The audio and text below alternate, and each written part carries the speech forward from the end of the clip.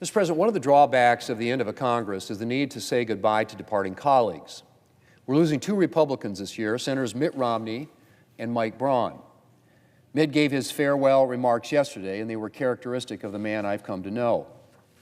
Humble, faith-filled, patriotic. Mitt's what I would call a character guy. He's guided by a moral compass, and he's not afraid to live by it. And in a world where being religious isn't always highly regarded, he's unapologetic about his faith. Mitt is also a big family guy. Like me, he married up, and he and his wife Ann have shared the good times and the tough times for now over 50 years of marriage. Hard to believe to look at him. But they say children keep you young, and Mitt has 5 sons and an incredible 25 grandchildren. A beautiful legacy all on its own. Mr. President, Mitt's professional legacy needs no recounting. He is well known as a successful businessman, a successful Republican governor of a deep blue state, and most recently as a successful senator.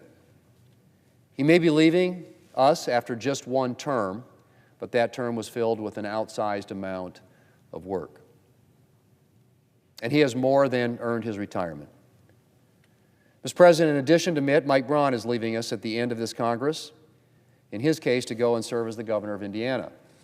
Mike's another guy who has had an outsized impact here in the Senate in a short amount of time. In fact, he was named the most effective first-term Republican senator in the 117th Congress. And no surprise.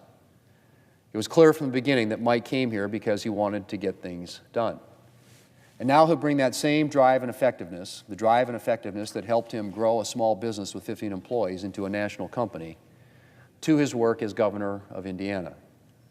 I have no doubt at all that the state will thrive under his leadership. As I may have told Mike, Hoosiers is one of my top 5 movies of all time, which has automatically made me a big fan of the Hoosier State. So I look forward to seeing all the great things that are going to happen to Indiana during his tenure. I know he will be incredibly busy as governor, especially because Mike is a guy that gives his all to what he does. Witness the fact that he has visited all 92 of Indiana's counties every year during his time here in the Senate. But I hope he'll still find time for his beloved mushroom hunting. And I know he'll be finding time to spend with his wife, Maureen, and their 4 children, 3 of whom work for the family business, as well as with their 7 grandchildren. Mike, congratulations on your election as governor. It has been a pleasure to work with you here in the Senate, and I look forward to seeing all the great things you will do in Indiana. Mr. President, I yield the floor, and I suggest the absence of quorum.